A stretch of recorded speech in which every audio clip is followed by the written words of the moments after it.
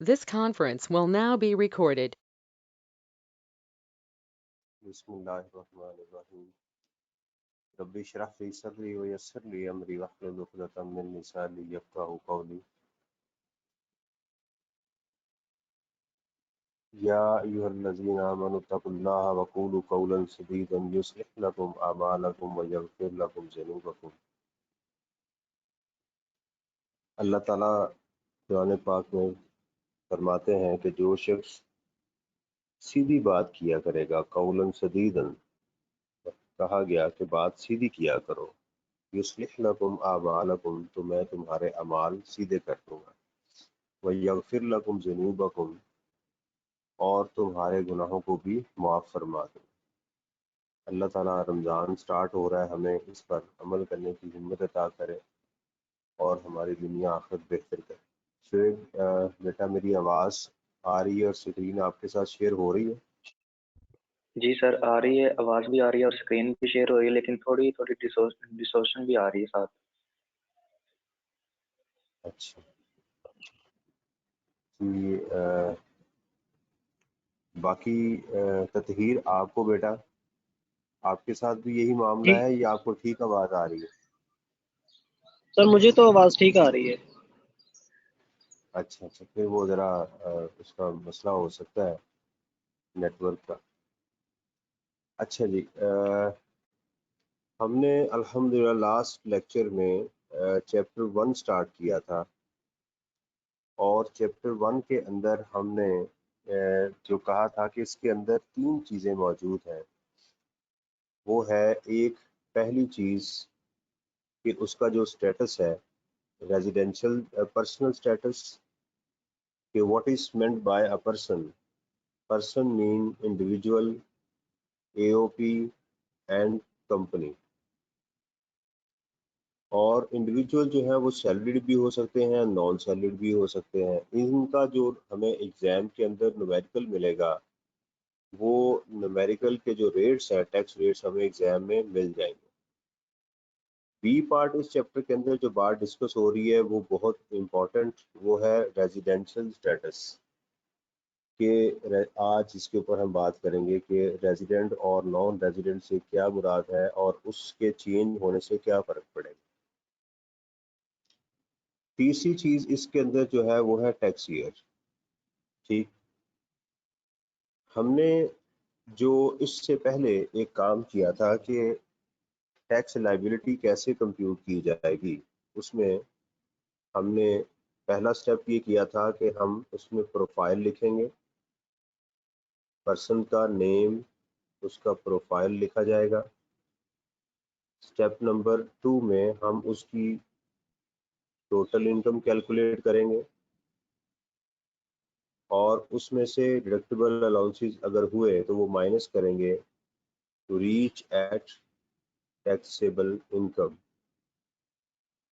उसके बाद हम टैक्सेशन में चले जाएंगे और उसमें हम पहले ये डिसाइड करेंगे कि जो पर्सन है वो सैलरीड है, नॉन सैलरीड है या एओपी है। ठीक, उसका स्टेटस लिखने के बाद उसके ऊपर उसकी टैक्स लायबिलिटी कैलकुलेट की जाएगी। ठीक है, यानी टैक्सेबल इनकम के ऊपर हम वो जो रेट्स अप्लाई करेंगे तो उससे टैक्स लायबिलिटी। और अगर एग्जाम के अंदर हमें एडवांस टैक्स या विद होल्डिंग टैक्स गिवन होगा तो हम उसमें से लेस करेंगे और एडवांस टैक्स लेस करने के बाद हमारा जो आंसर है वो या तो टैक्स पेएबल आ जाएगा या रिफंडेबल होगा। ठीक, ये बात हमने इसमें की। और कल हमने अप्रैल 22 में जो बातें डिस्कस की, उसमें हमने पर्सन को, कंपनी की डेफिनेशन को डिस्कस किया। एक डेफिनेशन तो ये है कि what is meant by person. तो पर्सन से क्या मुराद है, इंडिविजुअल, एओपी और कंपनी। और उसमें कल हमने कंपनी और एओपी की डेफिनेशन को डिस्कस किया था कि एओपी से क्या मुराद है, पार्टनरशिप फर्म हो सकती है, जॉइंट वेंचर हो सकता है, कंसोर्टियम हो सकता है, हिंदू और डिवाइडेड फैमिली हो सकती है। और कंपनी में क्या चीज़ें हो सकती हैं, एक तो हर वो company which is incorporated under Companies Act 2017, या कोई भी कंपनी जो पाकिस्तान में इसके अलावा किसी और लॉ में रजिस्टर्ड हुई हो या बाहर के मुल्क में किसी और लॉ में रजिस्टर्ड हुई हो, एनपीओस को भी हम जो है वो कंपनी कहेंगे, प्रोविंशियल गवर्नमेंट को भी हम जो है वो कंपनी कहेंगे, राइट, ट्रस्ट को भी हम कंपनी की डेफिनेशन में लेकर आएंगे। तो ये चीज़ें होंगी। अगर वो एओपी नहीं, कंपनी भी नहीं, तो फिर क्या होगी, इंडिविजुअल होगा। कंपनी का न्यूमेरिकल हमारे सिलेबस में शामिल नहीं, लेकिन कंपनी की कुछ प्रोविजन ऐसी हैं जो हमारे सिलेबस में शामिल है।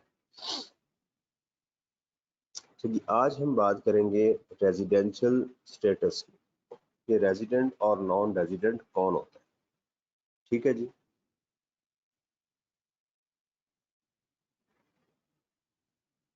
रेजिडेंट और non resident.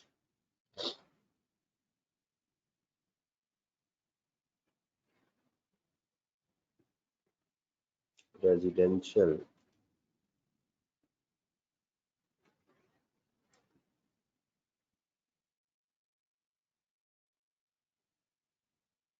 status. A person may be resident or non-resident.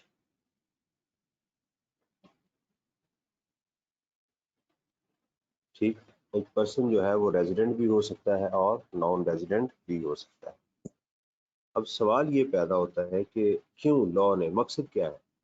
Person के चेंज होने से टैक्स लाइबिलिटी पे इम्पैक्ट आ सकता है, आपके परसेंटेज जो है वो चेंज हो सकती है। तो रेजिडेंट और नॉन रेजिडेंट के चेंज होने से क्या होगा।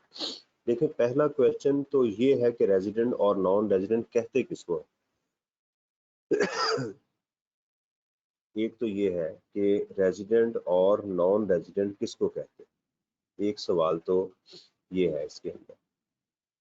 दूसरा सवाल कि इसके रेजिडेंट और नॉन रेजिडेंट होने से फर्क क्या पड़ेगा। ठीक, तो फिर उसकी एक्सेप्शन, ये तीन चीजें हमने इसके अंदर वो डिस्कस करनी।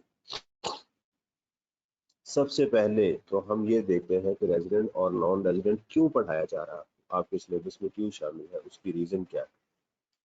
देखिए अभी तक मैंने आपको जो इनकम की टाइप्स बताई हैं वो ये बताई हैं कि वो इनकम की, टोटल इनकम की 5 टाइप होती है, उसकी क्लासिफिकेशन 5 है। एक है income from salary, income from property, business income, capital gains and income from other sources. अच्छा, ये जो इनकम होती है ये पाकिस्तान सोर्स भी होती है, ये बात याद रखें। पाकिस्तान सोर्स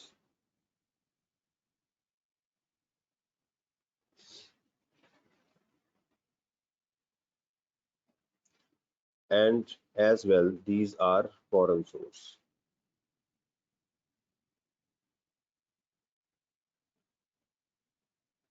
ठीक, अगर आपसे ये पूछा जाए कि फॉरेन सोर्स इनकम के कितने हेड्स ऑफ इनकम है, तो आप कहेंगे 5। Salary, income from property, business, capital gain, income from other sources. और अगर आपसे पूछा जाए पाकिस्तान सोर्स इनकम के कितने हेड होंगे, तो आप कहेंगे 5। Salary, income from property, Pakistan source income, ये। ठीक है, अब एक चीज यहाँ पर मैं सिर्फ अभी बताऊंगा, अभी इसके ऊपर मैं बहस नहीं करूंगा कि पाकिस्तान और फॉरेन सोर्स इनकम की ये क्या होती है, ये एक अलग issue. For the time being अभी मैं इसके ऊपर बहस नहीं करूंगा।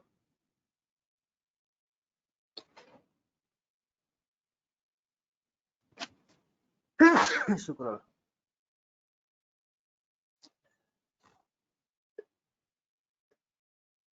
अच्छा जी, आप सिर्फ सिंपल ये समझें कि जो सर्विसेज हम पाकिस्तान में प्रोवाइड करते हैं,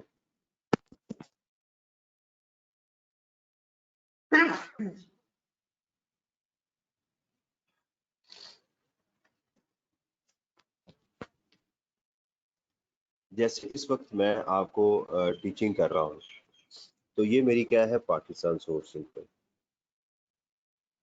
अच्छा, अब पाकिस्तान सोर्स इनकम में जो है वो जो शख्स भी वो आप बेशक पाकिस्तान के रेजिडेंट है या नॉन रेजिडेंट, आपकी पाकिस्तान सोर्स इनकम को आपको टैक्स देना ही देना, ये बात याद रखें। ठीक है, मैं आपको पढ़ा रहा हूँ तो मुझे सैलरी मिलेगी, उस पर मैं पाकिस्तान में टैक्स दूंगा, मेरी पाकिस्तान सोर्स इनकम है। इसी तरह जो बिल गेट है वो पाकिस्तान के अंदर क्या बेच रहे हैं, विंडोज माइक्रोसॉफ्ट वाले, तो वो विंडो जो वो पाकिस्तान में बेच रहे हैं उसके ऊपर उन्होंने पाकिस्तान में टैक्स देना है। ठीक, अच्छा, अब ये मैं आपको एक छोटी सी एग्जांपल से बताऊं। लेट्स सपोज के ये हम पाकिस्तान है और ये रेस्ट ऑफ द वर्ल्ड, बाकी ये हमारे पास रेस्ट ऑफ द वर्ल्ड, और यहाँ यूएस के अंदर माइक्रोसॉफ्ट है। माइक्रोसॉफ्ट वाले वो विंडोज जो पाकिस्तान में बेचेंगे तो वो पाकिस्तान में उसके ऊपर टैक्स देंगे, लेकिन ये जो बाकी पूरी दुनिया में विंडोज बेच रहे होंगे क्योंकि वो पाकिस्तान के नॉन रेजिडेंट हैं तो उसके ऊपर हम उनसे टैक्स नहीं ले सकते। ठीक, लेकिन एक बात याद रखें कि अगर कोई शख्स पाकिस्तान का रेजिडेंट है, ठीक है, वो पाकिस्तान के अंदर कोई सर्विसेज या गुड्स प्रोवाइड करे या पाकिस्तान से बाहर पूरी दुनिया में कोई गुड्स एंड सर्विसेज प्रोवाइड करे, ठीक है, उसको अपनी वर्ल्ड वाइड इनकम के ऊपर टैक्स पे करना है, ये बात याद रखें। स्टूडेंट यहाँ पर कहाँ कंफ्यूज होता है, वो जैसे ही नॉन रेजिडेंट का वर्ड आता है ना, फॉरेन सोर्स इनकम की तरफ चला जाता है, वो कहता है ये एक ही चीज है, हालांकि ये बिल्कुल गलत कॉन्सेप्ट है। आप जो फॉरेन सोर्स इनकम है उसका रेजिडेंट के साथ ताल्लुक है, नॉन रेजिडेंट के साथ उसका कोई ताल्लुक नहीं। अगर एग्जाम में नॉन रेजिडेंट मौजूद है तो आप जो है वो उसका क्या करेंगे, उसकी फॉरेन सोर्स इनकम को इग्नोर करेंगे। दूसरी बात कि अगर क्वेश्चन के अंदर आपको ये बताया नहीं गया कि ये रेजिडेंट है या नॉन रेजिडेंट है तो आप क्वेश्चन में उसको क्या कंसिडर करेंगे, बाय डिफॉल्ट उसको रेजिडेंट कंसिडर करेंगे। ये एक बात इसके अंदर ये मौजूद है। अच्छा जी, अब मैं आपको इसकी एग्जांपल दूं फिर हम आगे चलते हैं।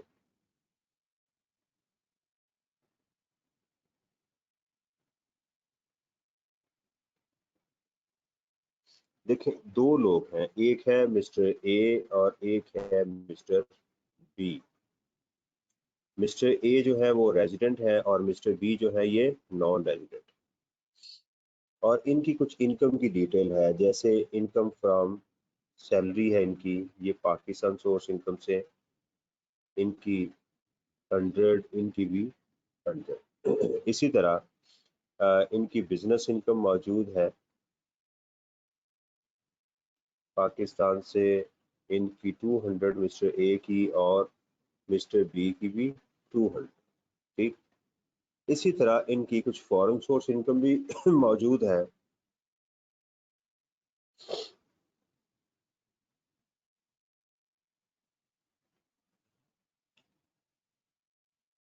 और वो है बिजनेस इनकम, और वो इनकी है जी 500 और इनकी भी है 500। अब जो रेजिडेंट है उसकी पाकिस्तान सोर्स इनकम हो या फॉरेन सोर्स इनकम हो, उसने पाकिस्तान सोर्स इनकम पे भी टैक्स देना है और फॉरेन सोर्स इनकम पे भी टैक्स देना है। तो इनकी जो टैक्सेबल इनकम होगी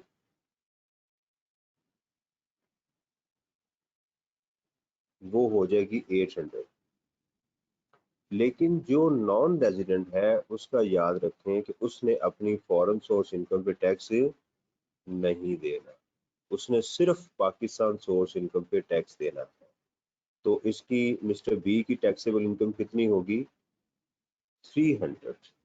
समझ आ गई? तो ये बात आपने जहन में पक्की तरह बिठा लेनी है, foreign source income of the non resident is exempt, foreign source income of the non resident is exempt. तो पहला हमारा इससे ऑब्जेक्टिव अचीव हो गया कि रेजिडेंट और नॉन रेजिडेंट आपको क्यों पढ़ाए जाते हैं। ठीक हो गया। अब एक मैं प्रैक्टिकल एस्पेक्ट आपको यहाँ से बताता चलूँ, ये कॉन्सेप्ट ज़्यादा आपको क्लियर हो जाएगा।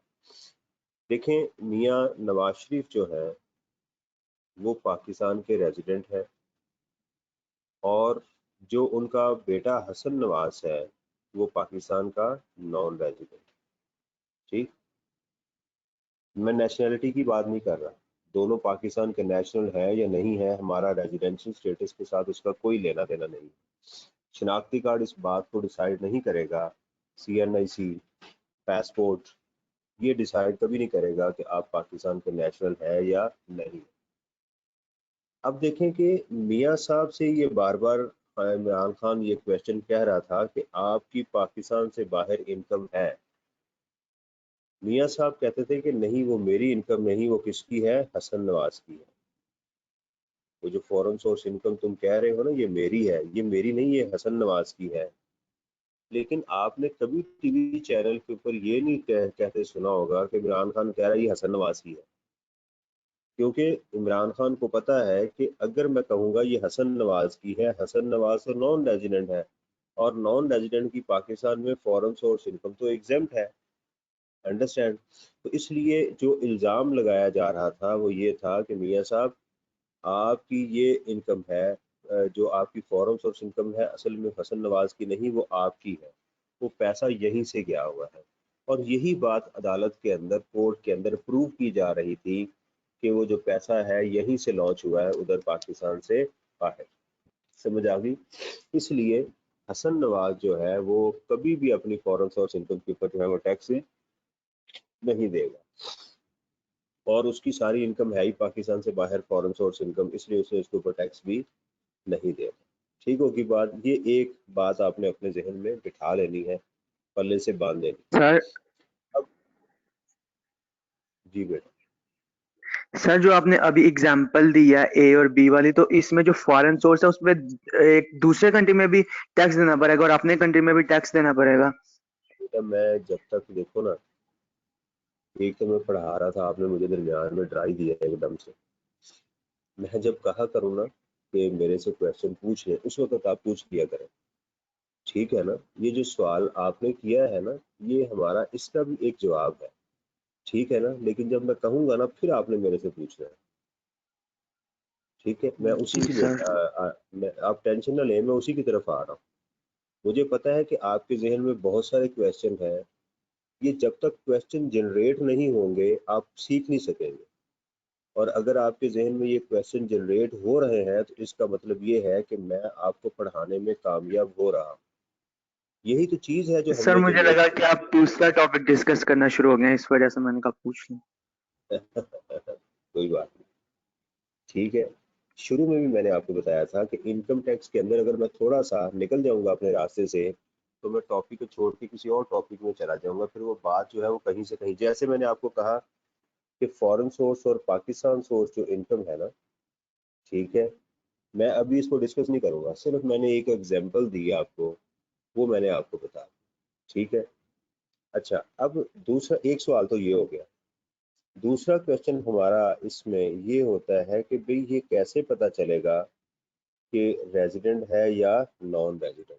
अब आपने क्वेश्चन पूछ लिया, मैं उसका बाद में रिप्लाई करना था, लेकिन आपको मैं अभी उसका भी रिप्लाई कर दूं कि एक साहब जो है, फर्ज करें कि मैं यूके में भी टैक्स दे रहा हूं, जैसे मिस्टर ए है, मिस्टर ए जो है वो यूके में भी उस पर टैक्स दे रहे हैं फॉर एग्जांपल, और पाकिस्तान में भी उस पर उसकी इनकम में ये ऐड किया जा रहा है। ठीक है? तो इस सूरत के अंदर एक लफ्ज होता है foreign tax credit. Foreign tax credit, ये आपके चैप्टर नंबर 2 में है।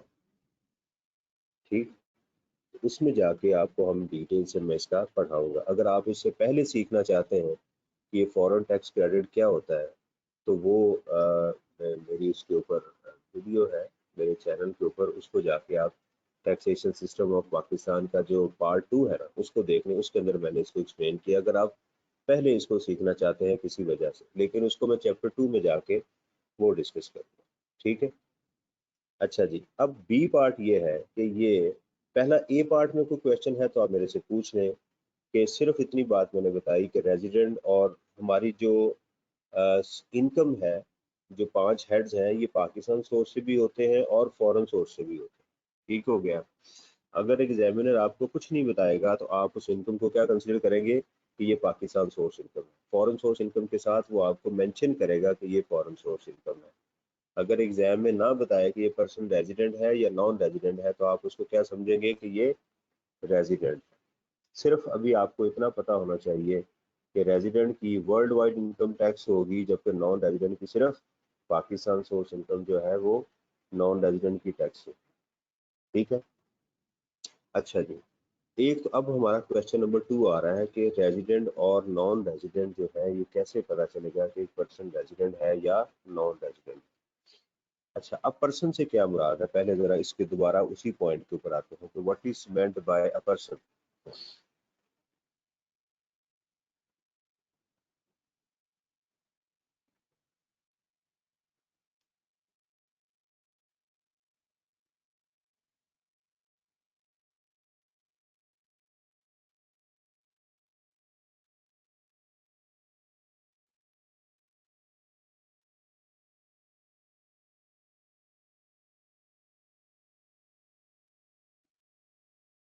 अच्छा जी, पर्सन से हमने कहा था, पर्सन से मुराद नंबर 1 है जी इंडिविजुअल,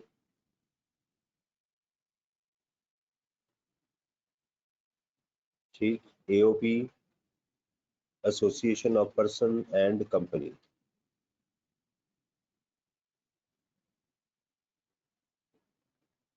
अच्छा, हम जरा इसको उलट चलते हैं क्योंकि इंडिविजुअल का टॉपिक आपके लिए ज़्यादा इंपॉर्टेंट है, वो अक्सर एग्जाम में आता है, इसलिए उसको मैं बाद में डिस्कस करूंगा। सबसे पहले जो आसान वाले हैं उसको डिस्कस करते हैं।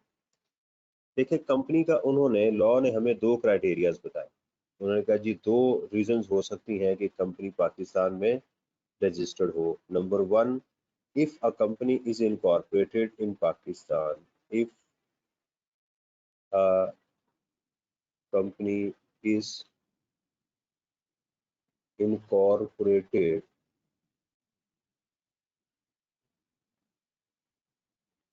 in Pakistan।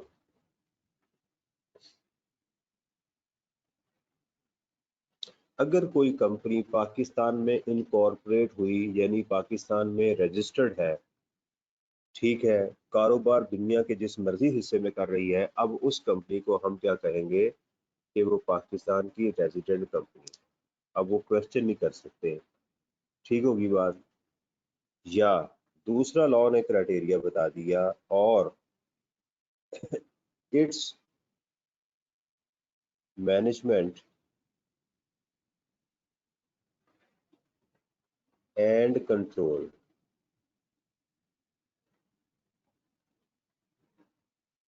situated partially or wholly in Pakistan। इन दोनों में से कोई एक क्राइटेरिया अगर किसी कंपनी के ऊपर पूरा हो गया तो वो क्या होगी, रेजिडेंट होगी। अच्छा, अब यहाँ से एक क्वेश्चन नया निकला कि भी ये मैनेजमेंट और कंट्रोल से क्या मुराद है। मैनेजमेंट और कंट्रोल क्या चीज़ है। देखिए, इसको लॉ ने एक्सप्लेन ही नहीं किया, इसको लॉ ने एक्सप्लेन नहीं किया हुआ।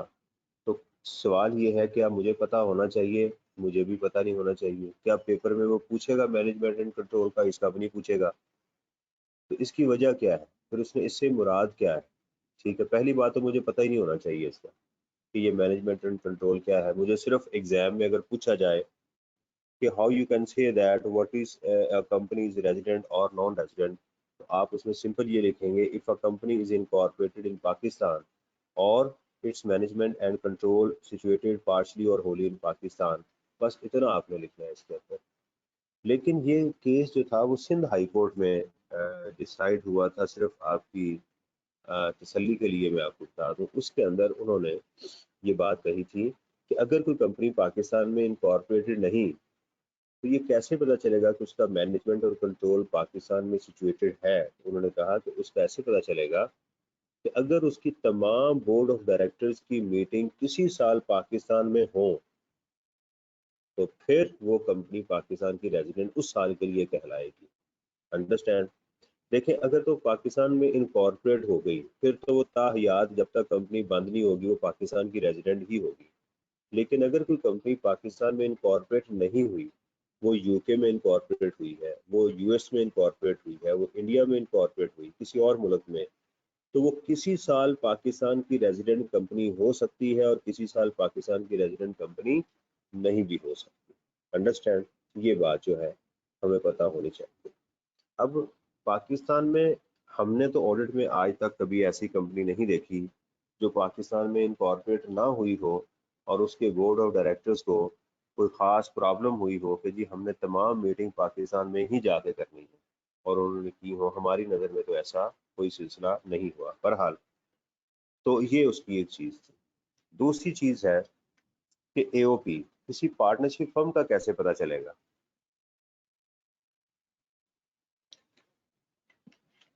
ये पार्टनरशिप जो है पाकिस्तान की रेजिडेंट है या नहीं। देखें, इसका जो क्राइटेरिया है वो ये है कि if management and control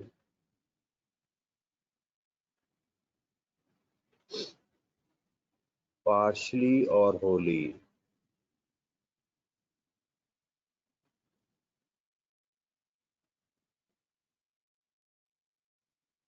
situated in Pakistan, ठीक है, कि उसका जो है, अब ये बात भी कभी एग्जाम में नहीं आई। उसने अगर पूछा है तो यही पूछा है कि जी आप बताएं कि एओपी कैसे रेजिडेंट होगी, बस आपने यही लाइन लिखनी है। क्योंकि हमारे सिलेबस में इसको एक्सप्लेन भी नहीं किया गया और हमसे आज तक पिछले 20 सालों में कभी पूछा भी नहीं गया, इसलिए आपने इसकी टेंशन नहीं लेनी। आपने बस इस चीज़ को याद करना है। इसमें जो सबसे इम्पोर्टेंट इशू है वो है इंडिविजुअल का। इसका कैसे पता चलेगा कि ये रेजिडेंट है या नॉन रेजिडेंट है, उसका हमें पता होना चाहिए। देखिए, उसका एक तो बेसिक क्राइटेरिया जो है वो 120 डेज का है, ठीक है, 120 डेज का। और दूसरा उसका क्राइटेरिया है 365 डेज का कि हमें वो टैक्स ईयर के दौरान पाकिस्तान में गुजारने चाहिए। अगर मेरे, अच्छा, इसको आप कह सकते हैं नॉर्मल क्राइटेरिया, ये है, लॉ में नहीं लिखा हुआ, वैसे मैं समझा रहा हूँ। और इसको आप कह सकते हैं कि आप इसकी एक्सेप्शनल क्राइटेरिया है। इसका एग्जाम में बार बार कह रहा हूँ, ये लिखना नहीं है, ऐसे ही समझाने के लिए आपको मैं बता रहा हूँ। देखें, जैसे मैं अपनी एग्जांपल आपको दूँ कि हमारा जो टैक्स ईयर है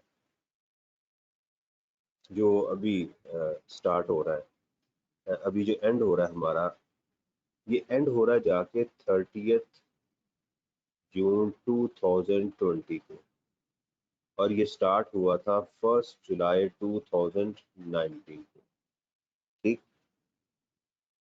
अच्छा, मैं इस साल के दौरान सिर्फ 1 महीने के लिए बाहर गया था, ठीक है। अगर आप इसमें 30 दिन निकाल लें 365 डेज में से, तो अगर आप 30 डेज निकाल लें तो इसका मतलब ये हुआ कि मैं पाकिस्तान का क्या हूँ इस साल के लिए, रेजिडेंट। और मुझे इस साल पाकिस्तान की जो फॉरेन सोर्स और पाकिस्तान सोर्स इनकम दोनों के ऊपर मुझे टैक्स पे करना है, ठीक हो गया। अच्छा, अभी डेज के ऊपर भी बात करेंगे कि ये डेज की कैलकुलेशन कैसे की जाती है। पहले सिर्फ इसको सुने कि 120 और 365 कब अप्लाई होंगे।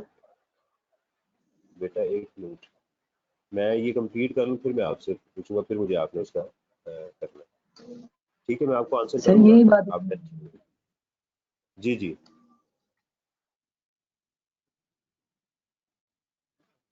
अच्छा जी, दूसरी चीज़ ये है कि 365 डेज जो है वो किन के लिए, 365 डेज के लिए हमें ये देखना पड़ता है कि क्या वो साहब जो है वो पिछले 4 सालों में उसने 365 डेज कंप्लीट किए थे या नहीं।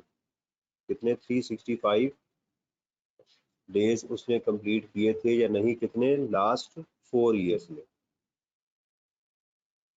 अगर तो उसने पिछले 4 सालों में 365 डेज कंप्लीट नहीं किए तो उस बंदे के लिए इस साल या किसी भी साल क्राइटेरिया क्या होगा, बल्कि इससे पहले नहीं है, ये आज के बाद मैं कह रहा हूँ, 2020 के बाद। अगर उसने दोबारा सुन लें, अगर उसने पिछले 4 सालों में 365 डेज कंप्लीट नहीं किए थे तो उसके लिए कितने दिन है 365 डेज कंप्लीट करना, उसके सॉरी ये 183 डेज है, गलत लिख दिया, 183 डेज सॉरी। उसके लिए पाकिस्तान में कितने दिन कंप्लीट करना है, 183 डेज। अब मैं जरा पहले आपको एग्जांपल दूं मियाँ साहब की और उसकी। देखें मियाँ साहब पिछले 4 सालों में तकरीबन पाकिस्तान ही रहे, तो अगर इस साल मियाँ साहब के 120 डेज पाकिस्तान में कंप्लीट हो गए तो पाकिस्तान में मियाँ साहब क्या होंगे, रेजिडेंट हो जाएंगे। आप तो पता, अब तो वो पाकिस्तान से बाहर है। लेकिन हसन नवाज के पिछले 4 सालों में 365 डेज कंप्लीट नहीं हुए, तो इसलिए हसन नवाज को कितने दिन कंप्लीट करने हैं, 183 डेज कंप्लीट करने। ठीक हो गया। अब मैं आपको एग्जांपल दूंगा, उसके बाद मैं आपको फिर आगे चलते हैं, फिर आपको इसकी समझ आएगी। देखें अब मेरा क्वेश्चन आपने ध्यान से सुनना है। मैं कहता हूं कि हमारे पास एक साहब है, ये हमारा टैक्स ईयर है 2020 को कंप्लीट हो रहा, और दूसरा हमारा जो टैक्स ईयर है वो कंप्लीट हो रहा है 2021 में। अच्छा, मेरा पहला सवाल ये है कि एक साहब यहाँ पर आए और यहाँ पर वो चले गए, और उनका जो स्टे था वो पाकिस्तान में 200 डेज था। ठीक हो गया।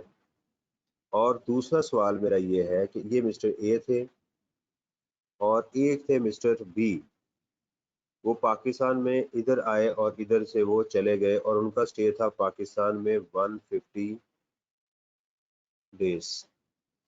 ये मिस्टर बी है। ठीक। और एक जो है वो मिस्टर सी है, जो पाकिस्तान में इसी साल आए और इसी साल वो चले गए, और उन्होंने पाकिस्तान में कितने दिन कंप्लीट किए, 150 डेज। ये मिस्टर सी है। और एक है मिस्टर पी, वो पाकिस्तान में उन्होंने कंप्लीट किए 183 डेज। ये मिस्टर पी है। ये मुख्तलिफ लोग हैं, तो हमने बताना है कि इनमें से कौन रेजिडेंट है और कौन नॉन रेजिडेंट है 2020 के लिए। अब आते हैं पहले मिस्टर ए के ऊपर। हमें बताया गया कि वो कंसेक्यूटिव 200 डेज पाकिस्तान में ठहर के गए। अब हमारे लिए क्राइटेरिया जो है वो या तो 120 डेज का है या 183 डेज का है। ठीक हो गया। दूसरी बात हमें ये देखनी है कि इनके 200 डेज तो मिस्टर ए के कंप्लीट हो रहे हैं, लेकिन ये 2 टैक्स ईयर में कंप्लीट हो रहे हैं। ये बात याद रखें, मिस्टर ए के जो डेज हैं वो किस में कंप्लीट हो रहे हैं, 2 टैक्स ईयर में। अगर तो ऐसे हो कि मिस्टर ए जो है वो हमारे पहले साल में 190 डेज ठहर गए और दूसरे साल में 10 दिन ठहरे, तो हमारे साल के लिए फिर तो कंफर्म वो रेजिडेंट है। ठीक है, वो हमारे लिए तो कंफर्म रेजिडेंट है ही हैं। देखें, अगर किसी शख्स के 183 दिन पूरे हो गए तो वो तो रेजिडेंट है ही है ना, उसका तो पिछले साल के साथ कोई ताल्लुक नहीं बनता। अगर उसके 183 डेज कंप्लीट हो गए, वो तो रेजिडेंट है ही है। ये 120 डेज के लिए उस बंदे को देखना पड़ेगा कि उसका पिछले सालों का स्टेटस क्या था। 183 डेज तो हायर लिमिट है, वो तो होंगे ही होंगे। लेकिन अगर मिस्टर बी का स्टेटस कुछ इस तरह से हो कि उनके 100 डेज इधर है और 100 डेज इधर है, ठीक, तो फिर वो इस साल के भी नॉन रेजिडेंट और अगले साल के भी नॉन रेजिडेंट। लेकिन अगर उनका स्टेटस कुछ इस तरह से हो कि पहले साल उनके 150 डेज हैं और अगले साल उनके जो है वो 50 डेज है, तो अब हमें देखना पड़ेगा कि क्या मिस्टर ए ने पिछले 4 सालों में 365 डेज कंप्लीट किए थे या नहीं। If the answer is yes तो फिर ये रेजिडेंट है, if the answer is no तो फिर ये नॉन रेजिडेंट है, क्योंकि अगर इसने 365 डेज कंप्लीट नहीं किए थे तो इसके लिए जो क्राइटेरिया था वो 183 डेज का था। समझ आ गई? तो ये बात मैंने आपको बताई है। पहले इसको हजम करने की कोशिश करें मिस्टर ए को, फिर मैं आगे चलता हूँ, क्योंकि ये क्वेश्चन आपका बार बार पेपर में आया हुआ है पहले भी। अब यहाँ से मेरे से क्वेश्चन पूछें कि मैंने मिस्टर ए को, अगर आपको नहीं बताया गया तो मैंने इसकी डिफरेंट सिचुएशन क्रिएट की कि इसके जो 183 डेज हैं वो 1 साल के अंदर कंप्लीट होने चाहिए टैक्स ईयर में, ठीक है। और 120 डेज, दोबारा आपको बता दूं, अगर आपके पिछले सालों में 365 डेज कंप्लीट हुए हैं पिछले 4 सालों में, तो आपके लिए इस साल 120 दिन गुजारना है। लेकिन अगर आपके पिछले सालों में 365 डेज कंप्लीट नहीं हो रहे 4 सालों में, तो फिर आपके लिए 183 डेज का क्राइटेरिया है। ये बेसिक चीज है जो आपने समझनी है। अगर आपने किसी ने बीकॉम किया हुआ है या पिछली अटेम्प्ट में पढ़ा हुआ है तो ये बात याद रखें, ये साल की चेंज है। यहाँ पर मेरे से अगर कोई क्वेश्चन है तो आप पूछ लें। बस इस चीज को, बेसिक मेरिट को आपने रट्टा लगाना, ये वाली जो मैंने लाइन पे हाईलाइट किया। जी चले आगे। सर जी अरहम, सर ये 183 डेज मतलब थोड़ा सा बता दें दोबारा। अगर कोई साहब पिछले 4 सालों में उनके 365 डेज कंप्लीट नहीं हुए, ठीक है, मसलन वो आता रहा पाकिस्तान में, कभी 10 दिन के लिए साल में आ गया, जैसे लोग आते हैं जो बाहर रहते हैं अपनी फैमिली से मिलने के लिए आते हैं, साल में छुट्टियों पे आ गए, तो उन्होंने पिछले सालों के अंदर अगर 4 सालों में उन्होंने, फर्ज करें किसी ने 100 डेज कंप्लीट किए, 365 डेज पूरे नहीं हुए, तो उस शख्स के लिए इस साल अगर वो 183 डेज कंप्लीट नहीं करेगा तो वो पाकिस्तान का रेजिडेंट नहीं होगा, ठीक। और अगर कंप्लीट कर लेगा तो फिर क्या नुकसान होगा उसे? उसे नुकसान ये होगा कि उसको पाकिस्तान और फॉरेन से दोनों इनकम पे टैक्स देना पड़ जाए, ठीक है। इसकी एक्सेप्शन है, वो बाद में डिस्कस करें, ठीक हो गया। और ये कब होने चाहिए डेज? टैक्स ईयर के अंदर, ये बात याद रखें। ये जो है ये एक टैक्स ईयर के अंदर कंप्लीट होने चाहिए। जैसे ये 200 डेज कंप्लीट कर रहा है लेकिन 2 टैक्स ईयर में जा रहे हैं, ठीक है, जैसे ये सिचुएशन, ठीक है, तो इसमें क्या है, वो नॉन रेजिडेंट। इस सिचुएशन में अगर उसके नहीं हुए तो फिर भी वो नॉन रेजिडेंट है। तो ये बात जहन में रखें कि इसके दिन कब कंप्लीट होने चाहिए? साल के अंदर। इसकी मैं प्रैक्टिस मजीद आपको कराऊंगा पास पेपर के साथ। अच्छा जी, अब देखें मिस्टर जो बी है उसके 150 डेज कंप्लीट हो रहे हैं, उसका भी बिल्कुल मिस्टर ए की तरह ही हम सोचेंगे कि सवाल ये है कि क्या इसके यहाँ पर कितने दिन है और यहाँ पर कितने दिन है, ठीक है। अगर तो वो कहें कि जी यहाँ पर भी उसके इस साल के लिए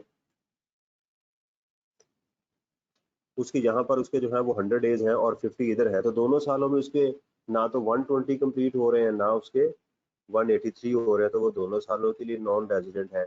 लेकिन अगर ये सिचुएशन इसकी मिस्टर बी की हो कि यहाँ पर उसके 130 डेज कंप्लीट हो रहे हैं और यहाँ पर 20 डेज है उसके, इस तरह से उसके हैं, तो फिर देखना पड़ेगा कि 130 डेज अगर उसके कंप्लीट हो गए तो पिछले 4 सालों में इसकी क्या पोजीशन थी। क्या इसके पिछले 4 सालों में जो है वो 365 डेज कंप्लीट हो गए थे? यस, तो फिर ये रेजिडेंट। और अगर पिछले 4 सालों में इसके 365 डेज कंप्लीट नहीं हुए तो फिर ये रेजिडेंट नहीं होगा। यानी 120 का ताल्लुक जो है वो उसके साथ होगा। अगर 183 डेज हो गए तो फिर तो बेटा वो रेजिडेंट है ही है। 183 डेज का उसके साथ कोई ताल्लुक नहीं है कि वो उसके 365 डेज कंप्लीट हुए या नहीं हुए, वो दोनों के ऊपर अप्लाई होगा। अब मिस्टर सी के ऊपर आ जाए। मिस्टर सी का भी यही क्राइटेरिया है कि मिस्टर सी के अगर पिछले सालों में 365 डेज कंप्लीट नहीं हुए तो ये नॉन रेजिडेंट है, क्योंकि इसके सारे के सारे दिन इसी साल के अंदर ही कंप्लीट हो रहे हैं, राइट। उसके बाद जो है वो मिस्टर पी है, तो मिस्टर पी है ही रेजिडेंट, इसका पिछले सालों के साथ कोई ताल्लुक नहीं है, ठीक हो गया। अच्छा, इसके आपका जो चैप्टर 1 है इसके अंदर क्वेश्चंस हैं, आप अपने, मैं कल आपसे डिस्कस फिर करूंगा, लेकिन आपने अपने तौर के ऊपर उसको देखना है कि मुझे ये कॉन्सेप्ट इंडिविजुअल वाला समझ आई या नहीं आई। दो बातें मैं दोबारा आपको समराइज कर दूं। नंबर 1, आपने क्या चीज ज़हन में रखनी है, डेज, ठीक, कि डेज वो कितने कंप्लीट कर रहा है, 120 डेज से ज्यादा या 183 डेज से ज्यादा। दूसरा, ये डेज किस में होने चाहिए, एक टैक्स ईयर के अंदर, एक टैक्स ईयर के अंदर ये कंप्लीट होने चाहिए, ये बात जहन में रखनी है। अगर ये एक टैक्स ईयर में नहीं 2 टैक्स ईयर में जाके कंप्लीट हो रहे हैं तो फिर हमारा क्राइटेरिया डिफरेंट होगा। 183 डेज अगर कंप्लीट कर गया तो फिर वो है ही रेजिडेंट इंडिविजुअल, फिर उसके ऊपर पिछले सालों में सोचने की जरूरत नहीं है।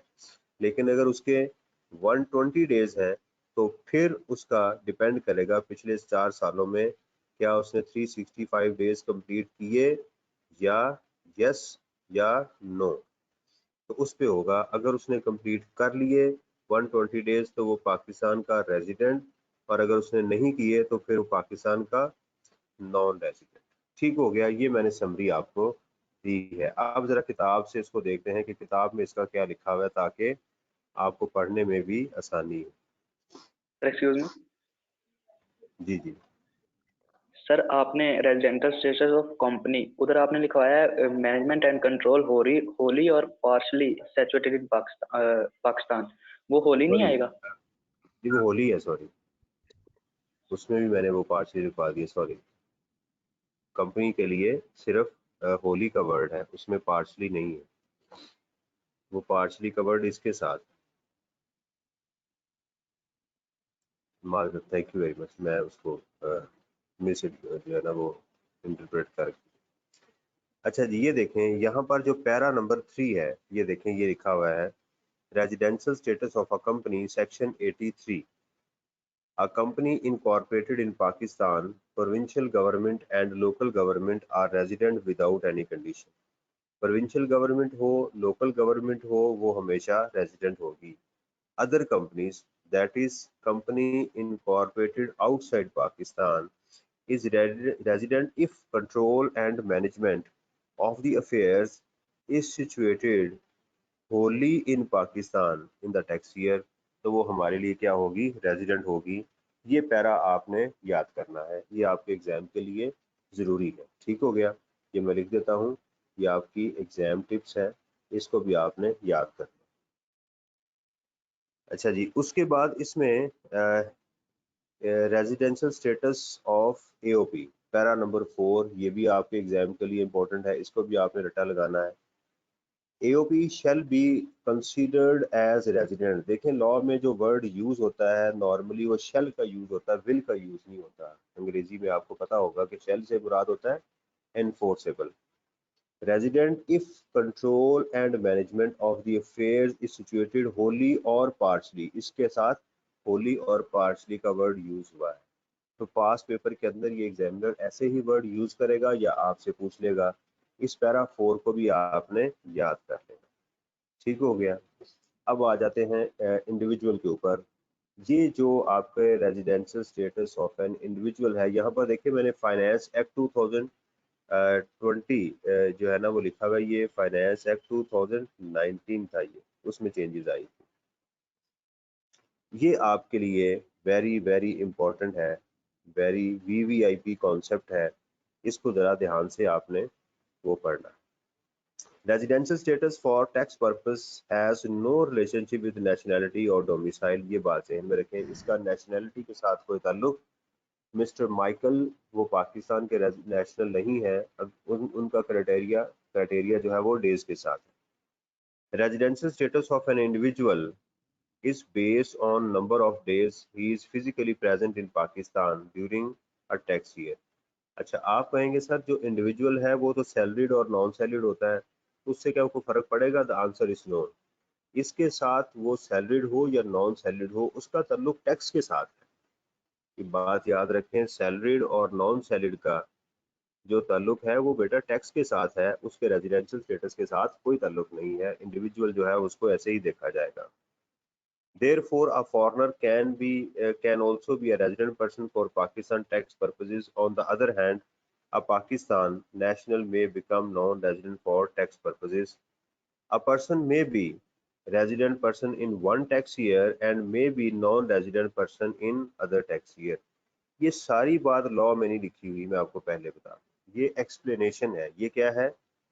एक्सप्लेनेशन है। इसको रट्टा लगाने की जरूरत नहीं है, इसको याद करने, बस रट्टा नहीं लगाना आपने।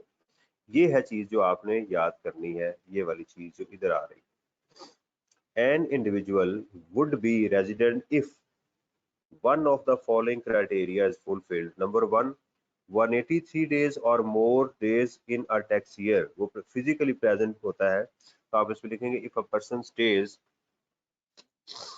इन पाकिस्तान फॉर 183 days और मोर। देखें, इसके आगे कोई डेज नहीं है, ये बिल्कुल प्लेन क्राइटेरिया है। 183 डेज कंप्लीट हो गए साल के अंदर, तो वो लीप ईयर हो या नॉर्मल ईयर हो, आपका वो क्या बन गया? रेजिडेंट हो गया।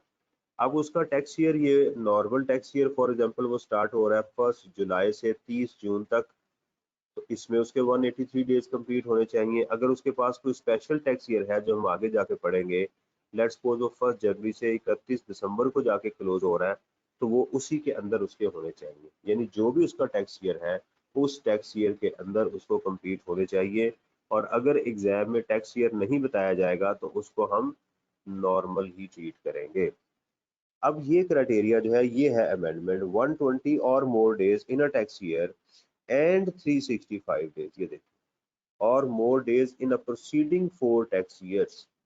ये है चीज जो आपको याद करने वाली है, जो आपको पेपर में पूछी जा सकती है।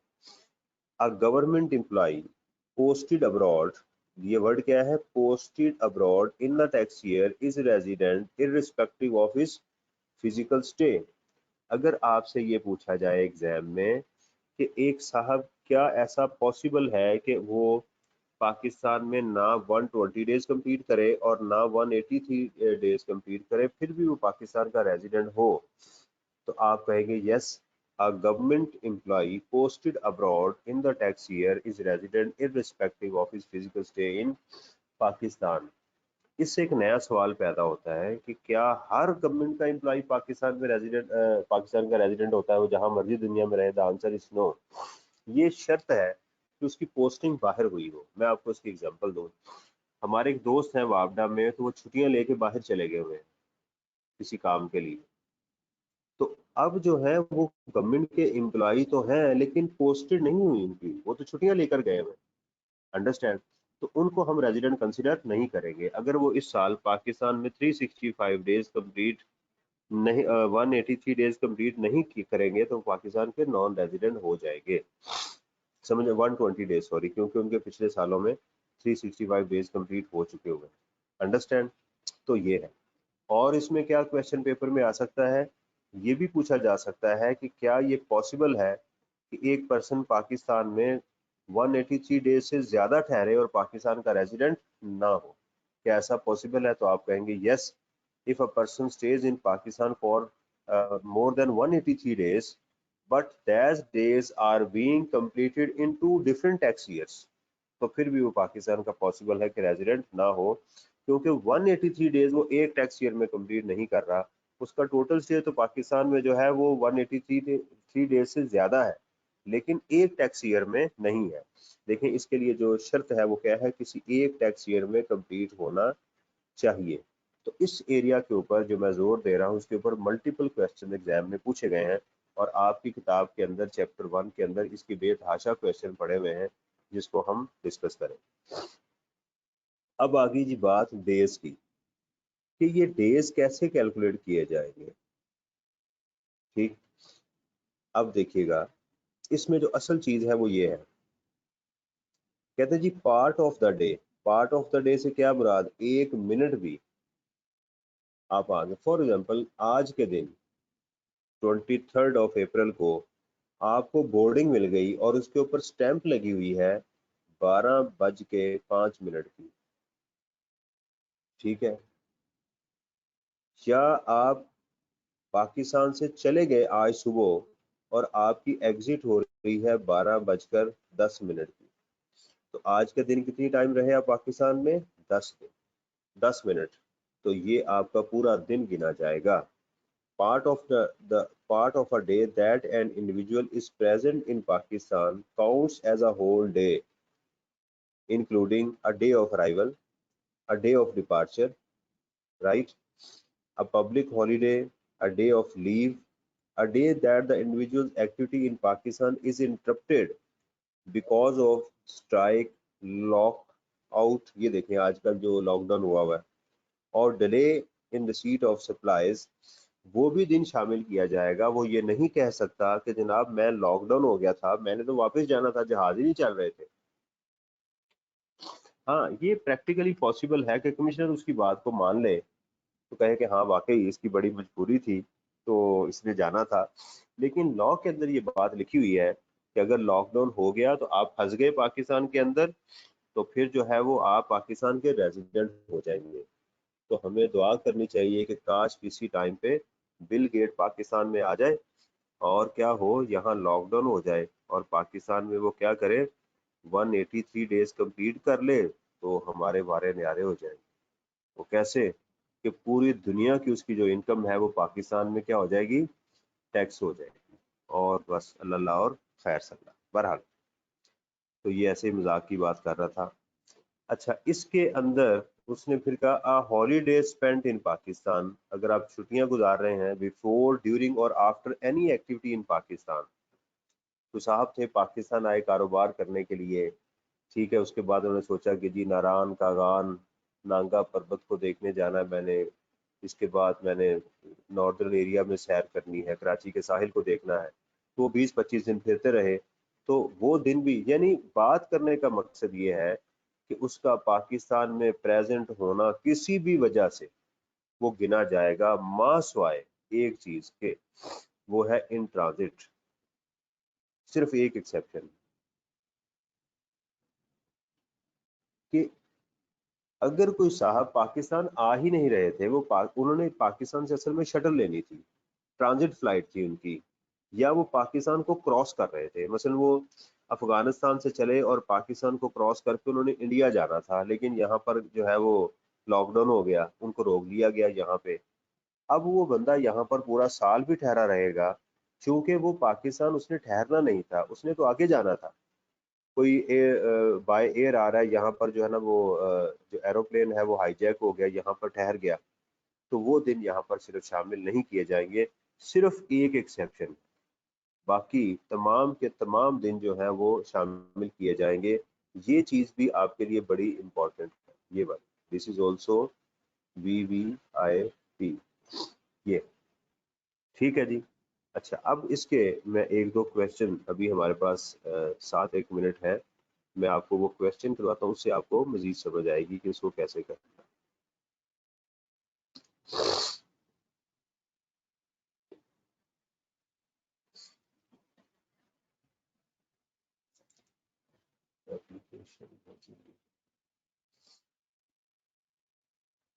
ये देखो, ये क्वेश्चन एक पूछा जा रहा है MCQs में, a company is resident if it is incorporated in Pakistan, yes ये रेजिडेंट है।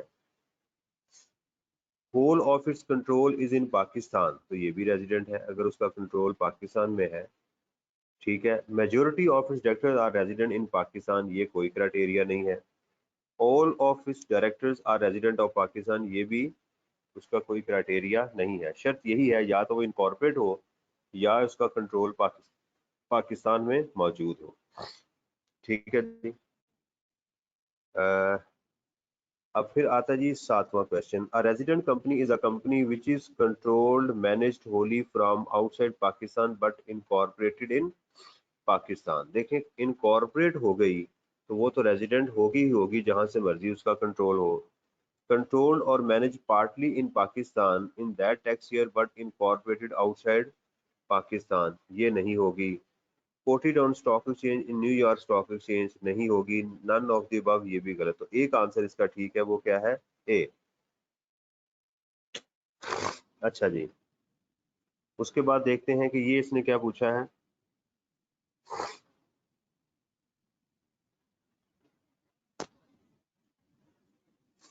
सेवन डॉक्टर्स हैविंग, आठवां देखिएगा, 7 doctors having nationality of Australia have decided to start their medical practice in the rural area of Punjab, Pakistan, and for this purpose they set up a joint venture in Pakistan. 2 of them will be stationed in Pakistan, 2 Pakistan में होंगे on permanent basis. The remaining doctors will have frequent visit but not expected to stay more than 100 days in Pakistan. Around 50 Pakistani doctors will be employed by the joint venture. The joint venture will be considered as resident. देखिए जो joint venture है इसको तो हम क्या बोलते हैं? AOP। तो AOP का तो एक ही क्राइटेरिया है कि उसकी मैनेजमेंट पार्शली या होली पाकिस्तान में मौजूद हो। अब ये जो स्टे कर रहे हैं, 2 डॉक्टर उसके जो स्टे कर रहे हैं, इसी चीज की वजह से वो रेजिडेंट हो जाएगी पाकिस्तान की। एक डॉक्टर भी हो बेशक। Most of the employee doctors are resident and the joint venture will also be resident without any condition. ये कोई कंडीशन नहीं है क्योंकि इसका उस पर्सन के इंडिविजुअल के रेजिडेंट होने से कोई ताल्लुक नहीं है। If none of the meeting is held outside Pakistan, ये भी कोई क्राइटेरिया नहीं है। If permission is granted by the commissioner to consider the joint venture as resident, ये भी नहीं है। If few or all of the meetings are held in Karachi, इसमें मुझे तो ये भी नजर नहीं आ रहा। On which following grounds, doctors का नहीं हो सकता। If none of the meeting is held, if permission is granted by to consider the joint venture as, ये लग रहा है कि सी पॉइंट होगा ये, ठीक है। लेकिन मुझे इनमें से कोई भी जो है वो कंडीशन पूरी नजर नहीं आ रही। वो कंडीशन एक ही है कि ये दोनों जो डॉक्टर हैं वो पाकिस्तान में स्टे कर रहे हैं, तो उसका कंट्रोल चूंकि पाकिस्तान में मौजूद है तो इसलिए वो रेजिडेंट होगी। अच्छा जी, अब आ गया जी अगला क्वेश्चन। जी बेटा। सर मीटिंग्स से रिलेटेड मेरा एक क्वेश्चन है कि वर्चुअल मीटिंग्स के बारे में लॉ क्या कहता है कि अगर इंटरनेट के थ्रू जिस तरह हम लोग कर रहे हैं, इसके बारे में कोई लॉ प्रोविजन देता है? देखें, पहली चीज तो मैं आपको ये बता दूं कि इनकम टैक्स ऑर्डिनेंस में हर सिचुएशन मौजूद नहीं है। हर सिचुएशन मौजूद नहीं है, पहले ये बात ध्यान में रखें। इसके अंदर मुख्तलिफ केसेस मुख्तलिफ बेसिस के ऊपर सेटल होते हैं। जैसे आपने भी वर्चुअल मीटिंग की बात की, तो इसके लिए कोई वर्ड यूज ही नहीं हुआ, उन्होंने सिर्फ मीटिंग का वर्ड यूज किया कि उनकी तमाम मीटिंग्स पाकिस्तान में हेल्ड हो, ठीक है।